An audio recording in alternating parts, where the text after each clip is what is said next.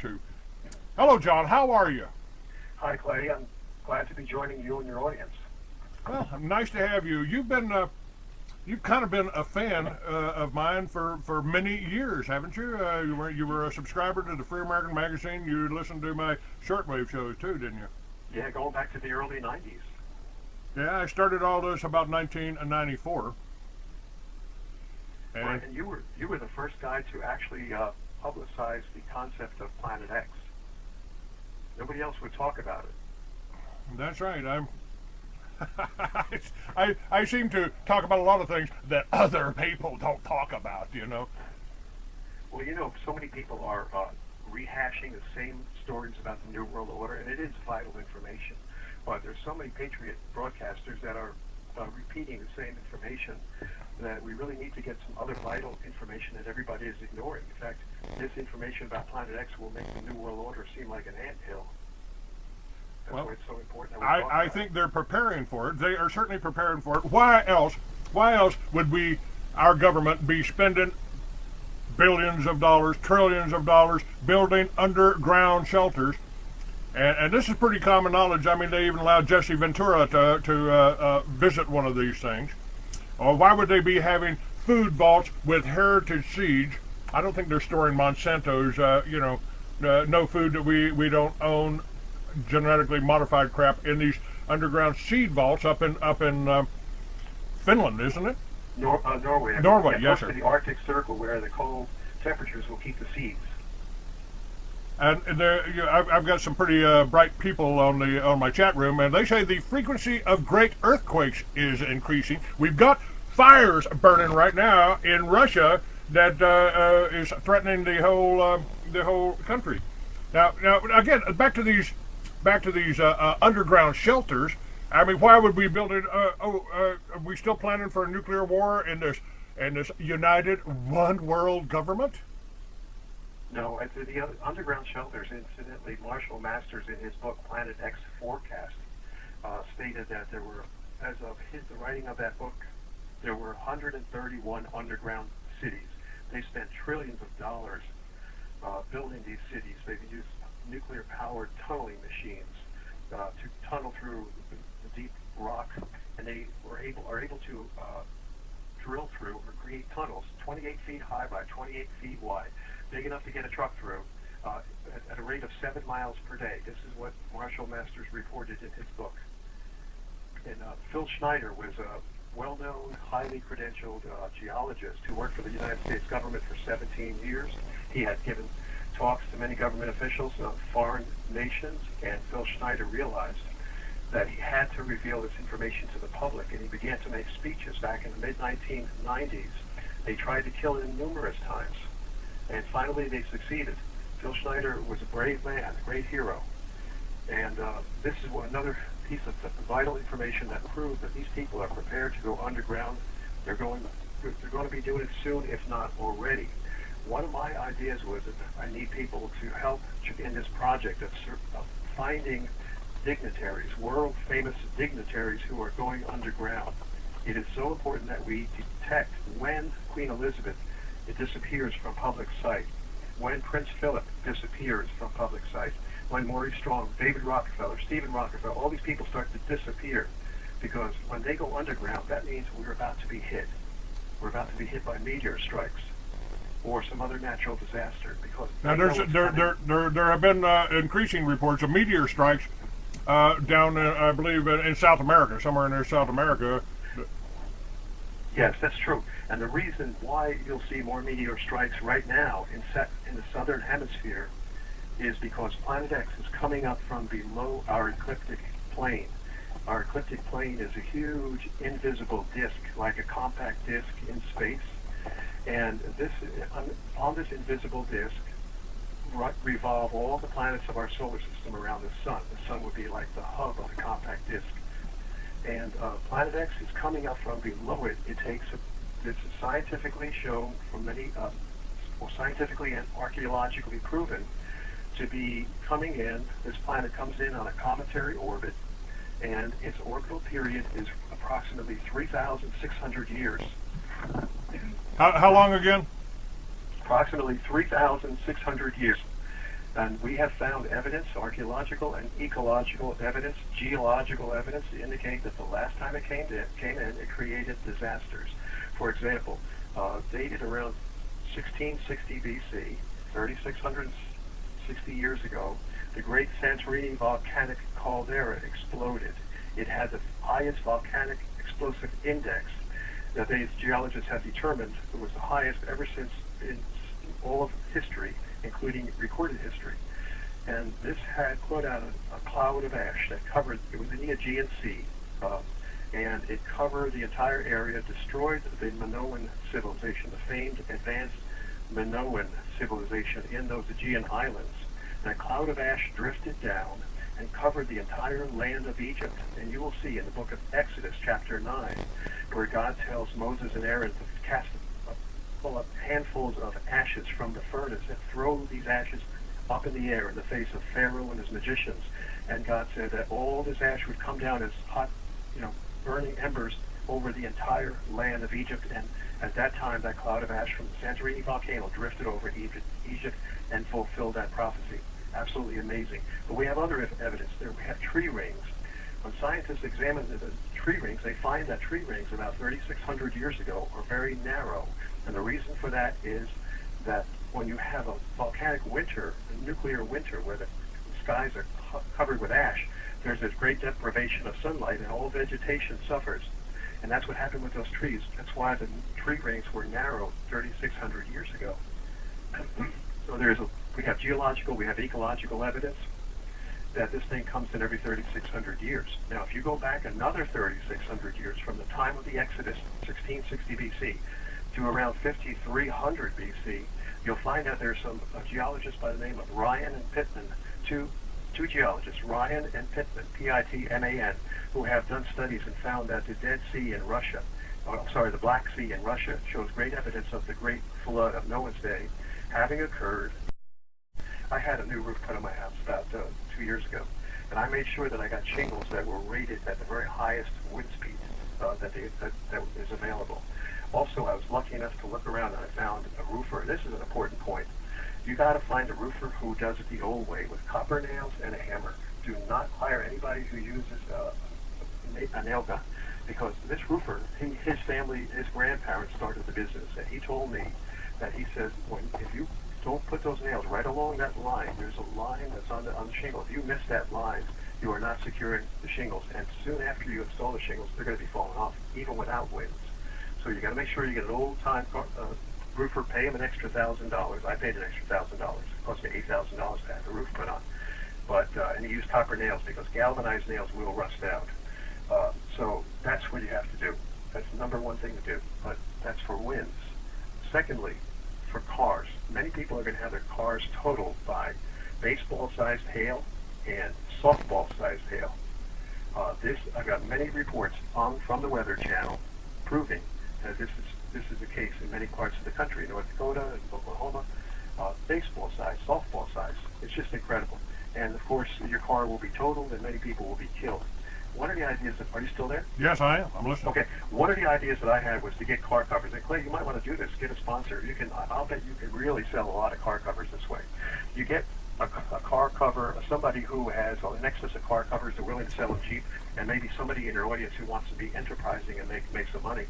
You find a way to heat seal sort of a bubble type envelope or a plastic sheet inside of that, on the underside of that car cover, so that you can, it's not inflated, it should be inflatable, but when it's not inflated, you can roll it up and put it in your trunk.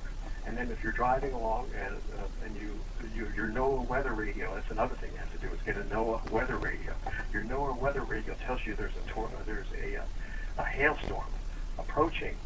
You can pull the car over if you got time, put that car cover on, plug it into your car, plug in a tire pump, electric tire pump into the cigarette lighter of your car, and quickly inflate the underside of that car cover and protect your car from being totaled.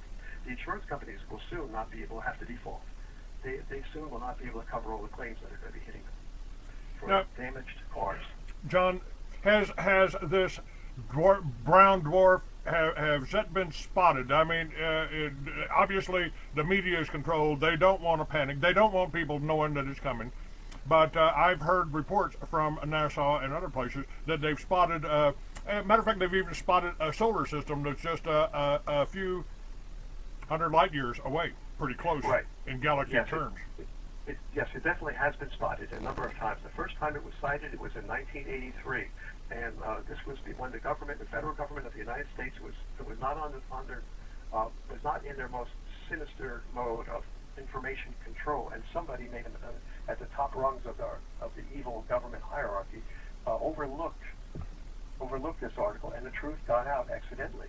This was in the New York Times, January 30th, 1983. I went to my library and photocopied, got a high-resolution photocopy of the actual newspaper articles, the article that the government of the United States regretted that they ever allowed to get out. January 30th, 1983. I'm reading it right now. New York Times. Clues get warm in the search for Planet X by John Noble Wilford. Quote, something out there beyond the farthest reaches of the known solar system seems to be tugging at Uranus and Neptune. Some gravitational force keeps perturbing the two giant planets, causing irregularities in their orbits. The force suggests the presence far away and unseen, a large object that may be the long-sought Planet X. And the article goes on to say that they're launching, the U.S. and the Netherlands were jointly launching the infrared astronomical satellite, IRAS, into space, specifically to find Planet X. And in this article, they state that it is probably a brown dwarf star. And again, we found by definition a brown dwarf, a smaller, puny type of brown dwarf, would be about 1,000 Earth masses. Okay, that was January 30th, 1983. Ironically, exactly 11 months later, after this thing had been launched, the New York Times was heralding the prelude to the launch of the infrared astronomical satellite, specifically to send up to site Planet X. And then 11 months later, on December 30th, 1983, I got the Washington Post article, which I also photocopied from the library archives. And here's the article. Washington Post, December 30th, 1983. Mystery heavenly body discovered, possibly as large as Jupiter. And that's an understatement, believe me. By Thomas O'Toole, Washington Post staff writer. A heavenly body, possibly as large as the giant planet Jupiter, and possibly so close to Earth that it would be part of this solar system, has been found in the direction of the constellation Orion by an orbiting telescope aboard the U.S. infrared astronomical satellite. So mysterious is the object that astronomers do not know if it is a planet, a giant comet, a nearby protostar that never got hot enough to become a star, a distant galaxy so young that it is still in the process of forming its stars, or a galaxy so shrouded in dust that none of the light cast by its stars ever gets through. Okay, I won't read any more of the article, but they mention here it could be a protostar. This is exactly what it is. A protostar is a baby star that never got massive enough, it never collected enough celestial dust encircling it to gravitationally pull it all in and compact it into a huge ball, so tight with such tremendous internal gravitational forces, inward pulling gravitational forces, that it would actually get so hot that it would create nuclear fusion and thus create the energy like our sun does, enough energy to light up as our sun does. You see, our sun is estimated to be about 330,000 Earth masses. That's 1/3 of a million Earth masses. This Planet X, of course, is just a puny little thing, only about 1,000 Earth masses, so it never got hot enough, never got big enough to have nuclear fusion. Therefore, it became a slow, smoldering brown dwarf star. And it is on a cometary orbit. It comes in every 3,600 years, just like a pendulum. You can predict the period of a pendulum. If pendulums are used in the grandfather's clock, we've all seen a grandfather's clock, and the pendulum becomes one of the main timekeeping devices in the grandfather's clock, because the period of that pendulum, the time it takes to swing from one extreme back to the other, is highly uniform. Likewise, we have the ends of a pendulum inside and outside of our solar system are our sun. That's one end of the pendulum, and the other end is a distant dead sun about 50 billion miles away that has been actually, again from NASA, the New Science and Invention Encyclopedia, New Science and Invention Encyclopedia of 1987, got this information from NASA, and they said that there is a distant dead sun out there about which Planet X orbits on a long elliptical cometary orbit, just like a pendulum, or just like a clothesline. one end of the pulley, one pulley on a clothesline might be likened to our sun, and the other end, the far end pulley, might be likened to this dead distance sign. And the clothesline itself then would describe the path of Planet X. So that's basically it. I mean, and now, what about the Hubble telescope, John? We got that up there. I mean, why haven't they pointed that in that direction? I mean, they have. They claimed that it was defective, that it failed, and it was the only reason why they said it failed was because they did not want to release any more photographs. But they themselves have been using the Hubble. It did not fail. They've been using it to sight Planet X. I'm glad you brought that up. But then in later years, now, here we've got the infrared astronomical satellite sighting Planet X in 1983. We have the Hubble telescope and sighting it, and they shut it down and told us that it was defective. And then later on, we have the South Pole telescope. Marshall Masters documented the construction of the South Pole telescope in his book Planet X Forecast, and came up with another guy who claimed he was Nibiru Shock 2012 and said, "Oh, it was a hoax. I was just joking." Obviously, that was the U.S. intelligence apparatus. They had stopped this guy from putting information out and tried to do a very clumsy cover-up by pretending that it was a hoax. So there's more information. Marshall Masters actually posted the photograph that Nibiru Shock 2012 posted. I think he has it on his website, which is yowusa.com. yowusa.com. You can search for Nibiru Shock 2012. I'm not sure if you'll probably find it on something like that on YouTube. Also, the Vatican knows all about it. The Vatican had sent up. I got this information from some people in Italy, some researchers in Italy. One of them was a publisher of a magazine by the name of Cristoforo Barbato, the publisher of a magazine out in Italy. He was contacted by a man who claimed that he was an agent of the Vatican's SIV, which is nobody even is supposed to know this organization exists. It's the equivalent of the CIA in the Vatican. It's called the Servizio Informazioni del Vaticano, SIV. This man claimed to be an agent with the SIV. Cristoforo Barbato was very careful to check out his credentials because he didn't want to be putting out this information in his magazine. He checked him out very carefully, met with the guy at a predetermined location in Rome, in a park in Rome where they could not be overheard, and he got the information from this man that the Vatican has already taken videotapes and films of this Planet X. This was about, I would say, from 2005, 2006. And what they did, this agent claims that a hypersonic aircraft was launched from Edwards Air Force Base with a camera, with a special type of a very light space type of video camera that would take pictures and transmit the pictures back to Earth. And it did. It was launched from this hypersonic plane, went out into deep space, and traveled quite a distance out until it was able to get pictures of Planet X, transmit these pictures back to Earth at an abandoned oil refinery in Alaska, where they had the facilities set up at this front location, this abandoned oil refinery, and deciphered the pictures, and then these pictures were given by the agent, the Vatican agent, to Cristoforo Barbato. You can find those pictures on the internet, and the good thing about it is, at the time when I saw them, I said, well, I don't know what this is, I can't tell. But now when I compare it with other pictures that have been shown, you begin to see the same characteristics in this picture, and that really fortifies the evidence that this is indeed Planet X. Also, Planet X has been sighted back in, I'm trying to remember whether it was early this year or early last year, by the Chandra, Chandra, Chandra X-ray Observatory satellite of the United States government. It was, I guess, enough scientists knew about it that they were forced to somehow publicize it, but only in the most cloaked, convoluted way, confusing way. They said, I think the article stated that we have sighted a comet out in deep space, but we don't know what it is. And that's all they said about it. I don't think they posted the picture at all, but some people have posted on YouTube what they claim are pictures of this Planet X taken by the Chandra X-ray Observatory satellite. See, X-ray and infrared viewing is what is necessary at this time, up to this time, in order to view this very dark star that emits very little light. brown dwarf star. However, now as it gets closer, excuse me, as it gets closer, it becomes more and more visible.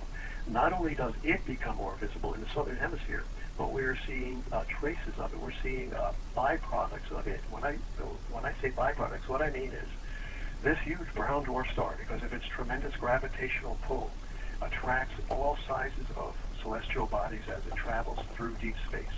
It pulls them into a gravitational field of influence, and it captures them. And the field of influence is many millions of miles in diameter. It captures objects as large as small planets, and then down to somewhat smaller, such as comets. It captures meteors. It captures asteroids. It captures boulders, rocks, even a red iron oxide dust. And in fact, when the pictures we've seen of it, taken from deep space, taken by some of these government cameras, show that it's cloudy. It has a red, hazy dust surrounding it. And so it has definitely been sighted. And we're going to see, in fact, okay, I was talking about some of the byproducts of Planet X. Therefore, because it literally millions of celestial bodies gravitationally encircle this Planet X, some of these outlying celestial bodies, I call it a bee swarm, this bee swarm surrounding the beehive, Planet X, are actually crashing into some of the planets in our solar system. Now, this planet comes up from below, this huge disk. Just imagine a huge, envision in your mind an analogy that would be the huge circular picnic table in your backyard. And then imagine it magically being elevated, this table being elevated up to maybe 20, 30 feet above your head. And that would represent our solar system, the invisible disk on which all the planets revolve around the sun. Now you're down below, and you're sort of like going to shoot a little analogy of Planet X up toward the bottom of this circular table, way up above your head. So you take a slingshot with a big steel ball bearing, and that ball bearing represents Planet X, and then you shoot that ball bearing up until it punctures the table, under the underside of the table, 30, 40 feet above your head. And then the ball bearing goes through the table, loops over the top of the lamp in the center of the table, which is the sun, loops over the top of it and comes back down again, in about the same position that it came up, the same distance from the sun from which it came up. And then it comes back down again and hits the ground and does another cycle every 3,600 years. Well, you can see some of that as this planet comes up from below. Right now, we believe it's near the bottom of our ecliptic table. And the reason I believe that is 2009, the sun went mysteriously quiet. It switched off almost like a light bulb. The sun had been blazing with extraordinary intensity, with all kinds of flares, unprecedented flares. And all of a sudden, in 2008, 2009, the sun went extraordinarily quiet. People were concerned. Scientists were saying that they had never seen such solar quiescence before. Well, I had theorized, and it seems my theory has now proven to be correct, theorized that the reason why the sun went quiet is because the normal excitation of Planet X, the electrical excitation that is, between Planet X and the sun, because these are electrical bodies, engulfed in electrified gases called plasma, and they discharge into the sun and zap the sun and cause the sun to be highly hyperactive. However, when this planet got below Jupiter, I theorized in the middle of 2009, there was a huge comet crash into the southern hemisphere of Jupiter. It wasn't revealed to us by our government. They saw it, but they never put it out. However, an amateur astronomer saw it, photographed it, and put it up all over the internet, and then the government says, oh yeah, we found a comet. We found some huge comet crashing into the southern hemisphere of Jupiter. The government was never about to reveal it to us because their main goal is to keep this suppressed from the public so that we will not prepare, so that they go underground and we stay up here to face all the disasters. Now let me skip back here to a little bit earlier in our conversation. You talked about Phil Schneider. Now, I was well aware of Phil Schneider.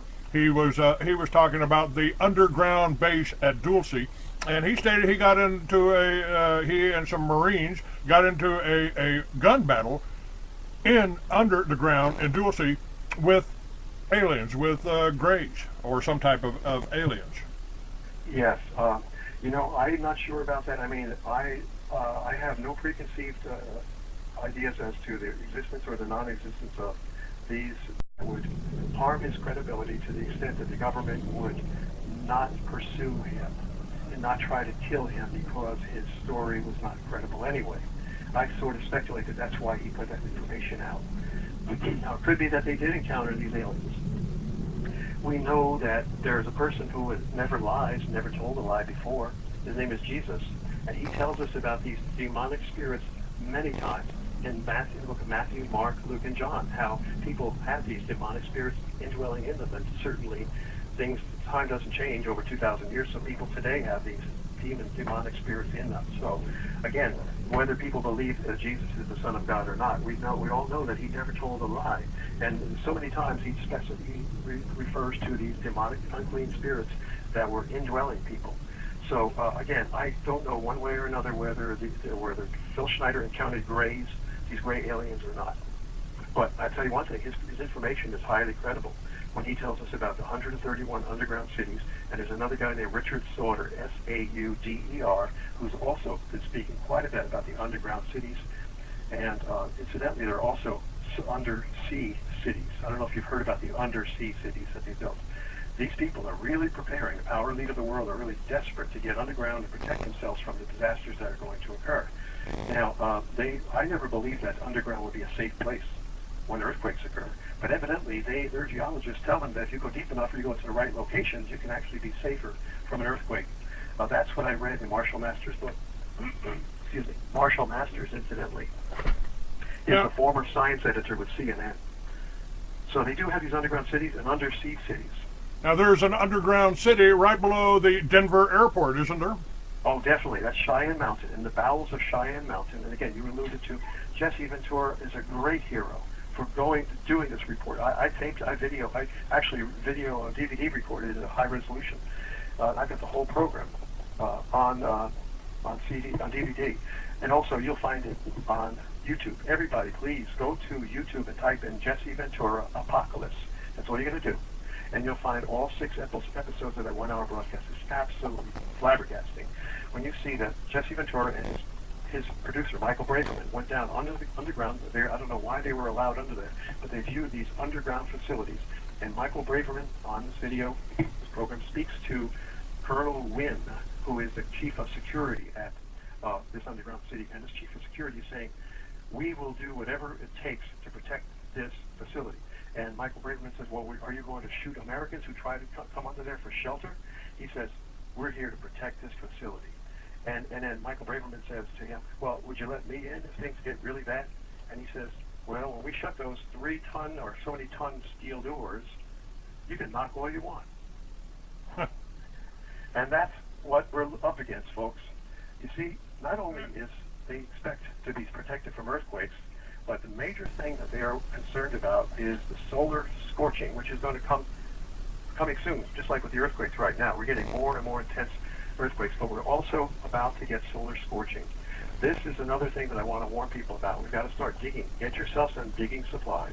I've got to start doing it myself, start getting into shape, exercise and lifting weights every day, and get myself strong so that I can start digging a real deep shelter.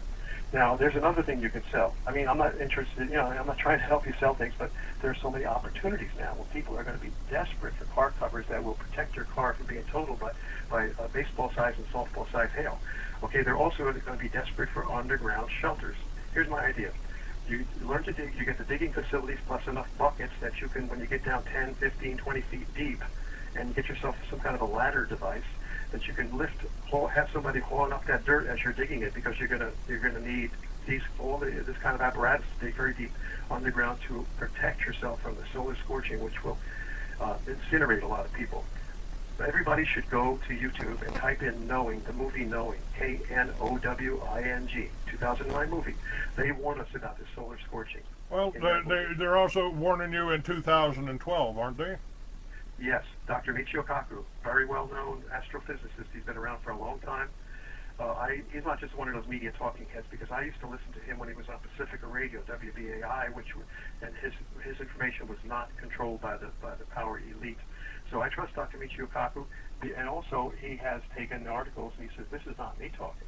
This is the government. There's National Aeronautics and Space Administration and the National Academy of Sciences all say that they use the word could. We could have solar scorching in 2012 that could destroy our entire power grid and revert us back to a primitive It's interesting, John. Now, you know, I talked about this over 10 years ago, almost 15 years ago. I brought this up. I wrote an article, a short story called The Future Past, where I discussed this exact thing happening. I called it the conjunction back thousands of years ago when Atlantis was the most advanced civilization on the planet. And the conjunction brought it down. But they knew it was coming, and they prepared for it. And the way they prepared for it was by sending most of the inhabitants of Atlantis off-world. In my story, only fiction about it. You know, I wrote fiction. Yeah, sounds like a great story. Well, it is, and you can go see that on my archives page. You can read The Future Past. I think it's the second story and the link that I've got on some of my short stories. I remember a long time ago you reading an excerpt from one of your art. Maybe this was the same one. One of your stories that was about a meteor, somebody looking up in the sky and seeing a meteor coming and it looked like a whole chariot of horses. That's right. You probably remember that one. Yeah, that's The Future Past. And you should read that. You should read that excerpt on the air sometime. Well, that's quite possible that I could do that. Now, I wanted to go back to Phil Schneider. He was murdered. I mean, they tried to say it was a suicide, but I don't think it obviously wasn't a suicide. And so they killed him for putting out this information. Oh, definitely. I mean, his wife told people afterwards. I mean, Marshall Masters documents the whole thing very well in his book, Planet X Forecast, that Phil Schneider has stated publicly. He says, if I die, they killed me. Because they're trying to kill me. He made it well known that they were trying to kill him. So he was blowing a whistle on this information. And what we have to do, folks, again, we can protect ourselves from the next meteor strike. Yesterday, incidentally, we almost had a meteor strike that would have caused worldwide disaster. It was on spaceweather.com, which I believe is a government NASA website, spaceweather.com. And read about it. Go there. They said there were 2 asteroids coming in due to hit yesterday. One of them, 2 of them were very close. One of them was only 49,000, expected to come within 49,000 miles of Earth. That is like so close, unbelievably close, dangerously close. And you didn't hear anything about it in the mass media at all because, of course, we all know, we can all even assume that the government will never tell anybody because they don't want to panic the public. That sounds like a responsible thing to do. They don't want to panic the public. However, they'll never tell you. We have infinite information too. Let's see, from their own statements. We have an article. I'm trying to refine it. I know I have it in my archives on my hard drive somewhere. It's an article from the BBC, I believe it is, British Broadcasting Company, where they state that the U.S. government says that if there were an asteroid approaching Earth, endangering Earth, their policy is not to tell the public. This is stated by the U.S. government. We will not tell you. These are his words. Now, Larry Joseph is another scientist who appeared on Jesse Ventura's Apocalypse 2012 True TV broadcast.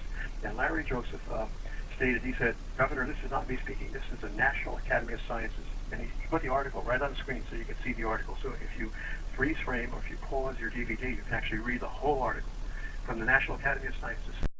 They showed an old film going back to 1859. I didn't even know they had films back in 1859, but an old, grainy, primitive film from 1859 showing the sizzling that occurred from solar scorching that existed back then. And unfortunately, the only lines that were up, the only wires that were up were telegraph lines, because that's all they had in 1859. But now, of course, it's going to devastate the economy. You can't buy anything in a supermarket unless the computers, are running, unless the gas pumps don't run without electricity. Nothing operates. So another thing is obviously food. People have to start storing food. Okay, let me interrupt you here for just a second, because folks, if you go to freeamerican.com now, you can get samples of storable foods free right now by going to Free American. It's kind of down on the left-hand side of the page. Actually, it's the information there is right beside, right above the show that you're listening to today. Right beside Ray Stevens, God Save America. It says, click here to learn how we can prepare while we're creating Liberty Villages, and the address is freeamerican.mysundanceglobal.com. Now this is a new company that is set up that is doing storable foods, and you can get it, you can make it, you can tell your friends about it, and it's working. So it's one of the ways that we're going to prepare about it. Now, John, I started talking about Liberty Villages a long time ago. I had it in the centerfold of my magazine for many months. Do you recall that? I remember that going back in the mid '90s. You were talking about people trying to organize people so that they could join together and live in communities, free communities. Yes, I definitely do remember that. It was back in Bingham, New Mexico. Yes, yeah, I had planned to do it there in Bingham, and then that kind of bit the big one when I sold the property to develop it. I sold the property to develop it, and then they decided they didn't want to develop it. But the concept was good. The concept is still good. I mean, we can still do this in our own neighborhoods. It's real simple, folks. The concept for Liberty Village, if you got a farm or a ranch and you're willing to open up a few acres of your land to allow people to live on it, and I'm talking about allowing Americans to live on it, not illegal aliens, and not a bunch of Mexicans on riding mowers. I'm talking about Americans teaching, using the farms and ranches that exist now to teach Americans how to grow their own food, how to raise their own animals, how to live in harmony with nature. Not only is that a great idea, it's a vital idea. It's a survival idea. I think that's exactly what it is. And all of a sudden, after I came out with this, suddenly we had all these things happening, like the National Animal Identification System, and now Bill S-510, which is sponsored by Monsanto, which is basically, Monsanto is simply the incarnation of plank number 9 on the Communist Manifesto, corporate farms, and also plank number 7, government ownership of factories and agriculture.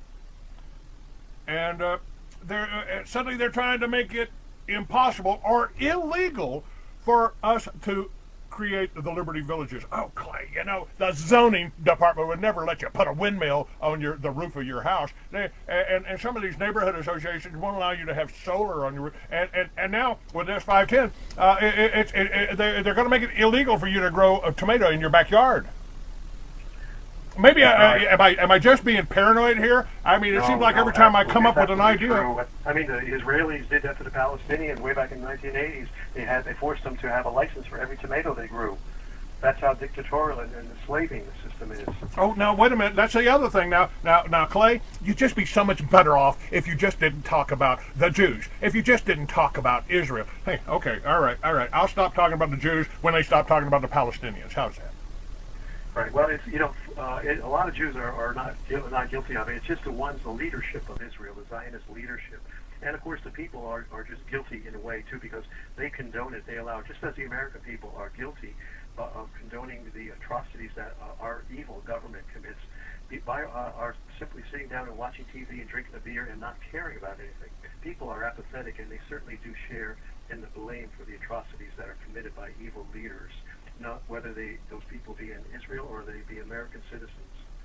Well, so that's the one problem. Evil Zionist government, the leaders, they're the ones responsible for all this.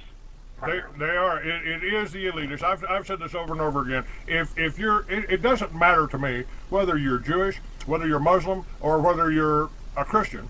It doesn't matter to me whether you're black, white, yellow man, whatever. It doesn't matter to me as long as you're not trying to dominate or kill or possess what your neighbor has. Yes, right. So they're doing it. They're enslaving us. They're enslaving all the peoples of the world. You can find it happening in Germany and England, etc., all over. It's worse in England. It's worse in Canada than it is here. So one thing's getting really bad when you start seeing roofs getting blown off houses and you see disasters in the streets. You see towns being flooded away, which we're seeing right now. I'm not predicting some horrific, imaginary seen from the future. There were Tell you what's actually happening right now. You're seeing towns floating away in Germany. I got it on videotape from the Weather Channel. You're seeing towns floating away in Pakistan. The whole nation is floating away in Pakistan. In Poland, towns floating away. I've got it all on videotape. When this happens, the government suddenly loses its control, and that's what they're afraid of. They're afraid of these disasters causing the people to thumb their nose at the government and all their dictatorial rules, because they know darn well the government's not going to be able to enforce these rules when things get tough. Your local police are going to be out there trying to protect themselves from floods. And your local police are now going to be forced to do humanitarian things like have water rescues. Right now, you've got water rescues happening all over the place in Dallas, Texas, Dallas, Austin area over the last couple of days. The Weather Channel shows water rescues happening all over the country.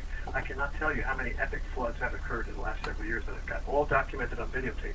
Washington State, Oregon, California, Texas a couple of times. Texas, epic floods with only a couple months away, epic drought. And epic floods in New Orleans, and epic floods in Louisville, Kentucky, epic floods in Atlanta, Georgia, where even some of the Weather Channel's own meteorologists got their homes flooded out. Epic floods in Baltimore, epic floods in New England, Rhode Island, Massachusetts. The whole country has had epic flooding. What do the police do then? Do they become good little Gestapo and follow all the government's dictatorial rules and infuriate the people? No. They're trying their best to do the water rescues, to try to save the lives that they're committed to save. And then all of a sudden they find out that they're with the people and not with the rats at the top. Now, do we have a timeline on there? Now, the Hopi Indians and the Mayans all predicted that this was coming about, didn't they? Oh, yeah, definitely, yes. The Hopi, they had seen it. Their ancestors had seen it happening. The Anasazi Indians was another tribe, a very highly technological tribe from the southwest. They vanished. No one knows what happened to the Anasazi. But they had a highly advanced mathematical system, and they were very well schooled and knowledgeable about the movement of the planets. They made planetary observation a very important part of their culture. And the reason was because they knew that whenever you had certain planetary conditions, you had disaster. They were looking for planetary conjunctions. When the planets would all align, and the force of all these aligning planets that would be multiplied, would be compounded on planet Earth, that would cause earthquakes. So the Hopi knew about it, the Anasazi knew about it. We have other civilizations that talked about it, that documented it. The Emperor Yaltu, I think his name was Yaltu, Y-A-L-T-O-U, of China, was the emperor who reigned at the very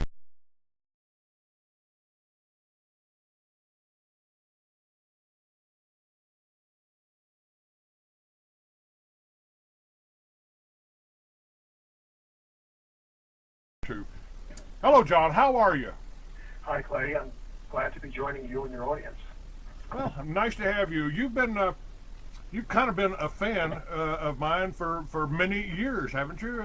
You were a subscriber to the Free American Magazine. You listened to my shortwave shows too, didn't you? Yeah, going back to the early 90s. Yeah, I started all this about 1994. And you were the first guy to actually publicize the concept of Planet X. Nobody else would talk about it. That's right. I seem to talk about a lot of things that other people don't talk about, you know. Well, you know, so many people are rehashing the same stories about the New World Order, and it is vital information. But there's so many patriot broadcasters that are repeating the same information that we really need to get some other vital information that everybody is ignoring. In fact, this information about Planet X will make the New World Order seem like an anthill. That's why it's so important that we talk about I think they're preparing for it. They are certainly preparing for it. Why else would our government be spending billions of dollars, trillions of dollars building underground shelters? And this is pretty common knowledge. I mean, they even allowed Jesse Ventura to visit one of these things. Or why would they be having food vaults with heritage seeds? I don't think they're storing Monsanto's, no food that we don't own, genetically modified crap in these underground seed vaults up in Finland, isn't it? Norway. Norway, yes, sir. To the Arctic Circle, where the cold temperatures will keep the seeds. And I've got some pretty bright people on my chat room, and they say the frequency of great earthquakes is increasing. We've got fires burning right now in Russia that is threatening the whole country. Now, again, back to these underground shelters. I mean, why would we build it? Are we still planning for a nuclear war in this united one world government? No, the underground shelters, incidentally, Marshall Masters in his book Planet X Forecast stated that there were, as of the writing of that book, there were 131 underground cities. They spent trillions of dollars building these cities. They've used nuclear-powered tunneling machines to tunnel through the deep rock, and they are able to drill through or create tunnels 28 feet high by 28 feet wide, big enough to get a truck through, at a rate of 7 miles per day. This is what Marshall Masters reported in his book. And Phil Schneider was a well-known, highly credentialed geologist who worked for the United States government for 17 years. He had given talks to many government officials of foreign nations, and Phil Schneider realized that he had to reveal this information to the public, and he began to make speeches back in the mid-1990s. They tried to kill him numerous times, and finally they succeeded. Phil Schneider was a brave man, a great hero, and this is another piece of vital information that proves that these people are prepared to go underground. They're going to be doing it soon, if not already. One of my ideas was that I need people to help in this project of finding dignitaries, world-famous dignitaries who are going underground. It is so important that we detect when Queen Elizabeth disappears from public sight, when Prince Philip disappears from public sight, when Maurice Strong, David Rockefeller, Stephen Rockefeller, all these people start to disappear, because when they go underground, that means we're about to be hit. We're about to be hit by meteor strikes or some other natural disaster. Because now there have been increasing reports of meteor strikes down, I believe, in South America, somewhere near South America. Yes, that's true. And the reason why you'll see more meteor strikes right now in the southern hemisphere is because Planet X is coming up from below our ecliptic plane. Our ecliptic plane is a huge invisible disk, like a compact disk in space. And on this invisible disk revolve all the planets of our solar system around the sun. The sun would be like the hub of the compact disk. And Planet X is coming up from below it. It's scientifically shown from many, scientifically and archaeologically proven to be coming in. This planet comes in on a cometary orbit, and its orbital period is approximately 3,600 years. How long again? Approximately 3,600 years. And we have found evidence, archaeological and ecological evidence, geological evidence, to indicate that the last time it came in, it created disasters. For example, dated around 1660 BC, 3,660 years ago, the Great Santorini volcanic caldera exploded. It had the highest volcanic explosive index that these geologists have determined. It was the highest ever since in all of history, including recorded history. And this had put out a cloud of ash that covered, it was in the Aegean Sea, and it covered the entire area, destroyed the Minoan civilization, the famed advanced Minoan civilization in those Aegean islands. And a cloud of ash drifted down and covered the entire land of Egypt. And you will see in the book of Exodus, chapter 9, where God tells Moses and Aaron to cast pull up handfuls of ashes from the furnace and throw these ashes up in the air in the face of Pharaoh and his magicians. And God said that all this ash would come down as hot, burning embers over the entire land of Egypt. And at that time, that cloud of ash from the Santorini volcano drifted over Egypt.